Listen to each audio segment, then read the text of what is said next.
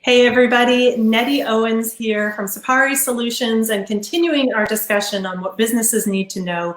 Right now, I've brought with me Ryan Barrett, probably the hardest guy on the planet to pin down for something like this. And so I'm so glad he's here. But he is the guy that you need to know if you are wanting to make sure that your business is secure from a tech perspective.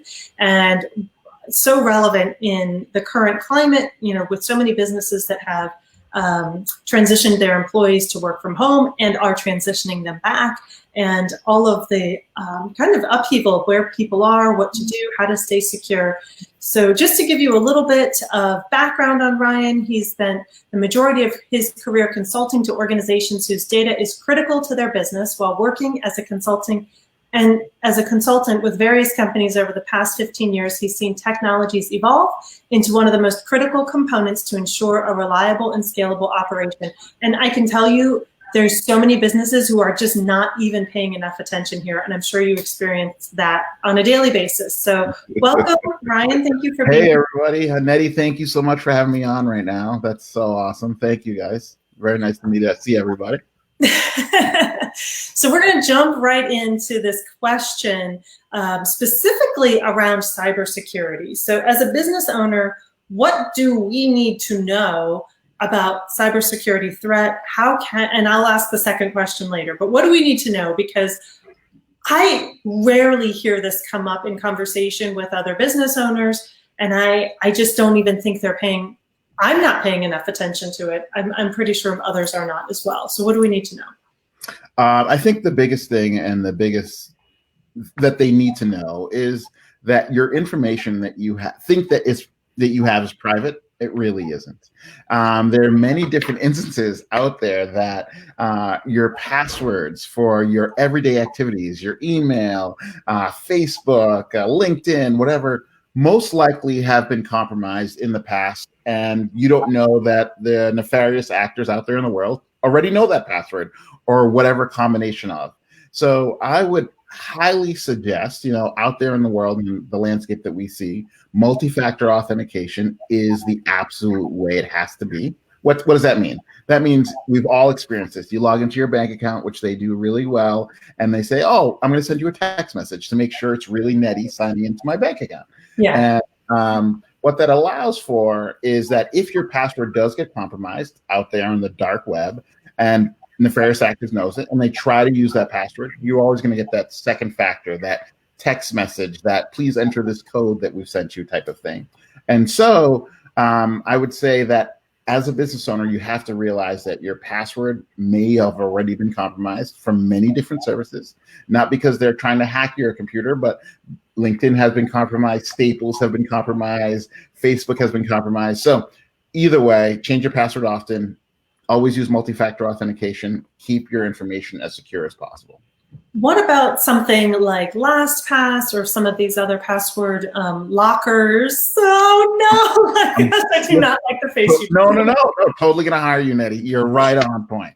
And so here's the best part about Lastpass. Lastpass is our favorite password generator / manager.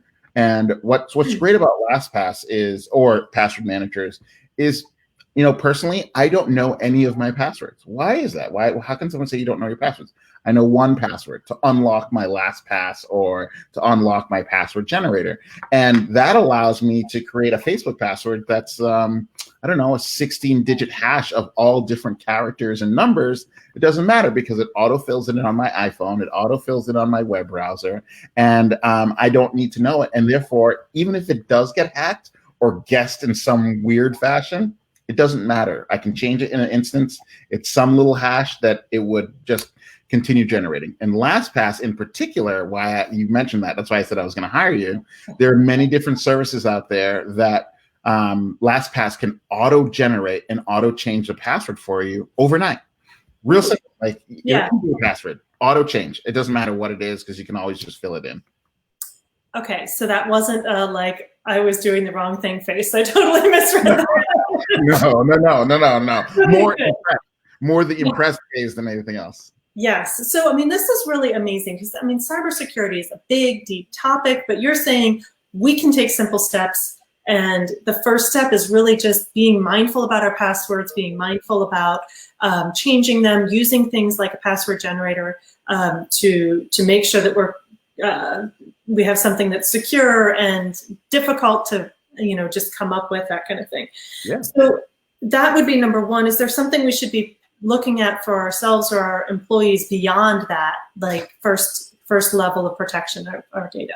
Yeah. So, as we said, password manager, multi-factor authentication, and then, I would say dark web monitoring. I mentioned that a little bit before, but your email address is one piece of this password, right? So whatever your email may be, and I would monitor the dark web to see what they know about me. So if I use the password yellow or Google or green or whatever it may be, and I do some characterization of that, I have to be mindful that if I use that password, people already know that. So that's like one key thing in what you're doing out there in the world. And we always use our email address as the first token and the second one is our password. So anything that you can augment that would be ideal for a business owner today. All right. So you've already lost me, which is totally fine. First of all, I consider myself a fairly intelligent person, and I don't pay attention to the dark web. Like, right. I don't know where I would go to monitor it. All of that sounds more complex than what I have the energy for, basically, to pay attention to. But you do this all the time, right? Yeah. So, and this is the kind of stuff that you do for your clients, but also, just strategic planning around your technology and things like that. So if somebody is kind of feeling like me, where this is somewhat overwhelming, I can handle the password thing. I don't know where to go for the dark web. And okay, so I guess if I figured that out, I called you, we set that up, we understand what we're doing now, and then what? So we're monitoring stuff. What are we monitoring for? Is there something beyond our data that we should be looking at for security purposes in cybersecurity? So it's not about if you will get hacked, it's when I get hacked, right? Okay. So what we envision is layers of security. So if it's from your network and your firewall, your router, all being updated to the latest firmware or revisions, or your wireless router being updated all the way through your computer, antivirus, anti-malware, and multi-factor authentication for all the apps that you use out there in the web. So all these little layers of like antivirus, malware, allow for a penetration that will happen, will eventually, hopefully, one of these layers will catch it along the way before it gets to you and your family and your business.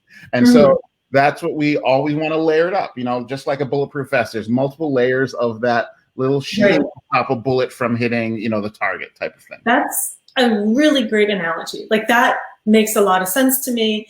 And I'm wondering, are there certain industries that are more susceptible than others? Yeah, absolutely. Well, we say anyone that has a payroll is susceptible, but obviously criminals are going to go after the money, always chase the money. So it's finance, law, medical, all these industries that either move or operate with money. Law, you got real estate, you got things like that, business transactions, medical. Obviously, the more a nefarious actor can find out about a human being, the more they can get multiple others. So we call that low-hanging fruit. You hit a pediatric office that has multiple clients, right? You get a lot of families' information, right? Oh my God. Things, right? Yeah, but yeah. you don't know your pediatrician how secure his network is, right? It's a last point, but yet it is still prime for the picking. And so we think about this quite a bit when we look at our different partners that we work with, and people always think finance. Oh, that's great. Yep. Right. Finance has probably one of the strictest regulations out there, especially here in Massachusetts. And so there's a lot of things that they've already put in place.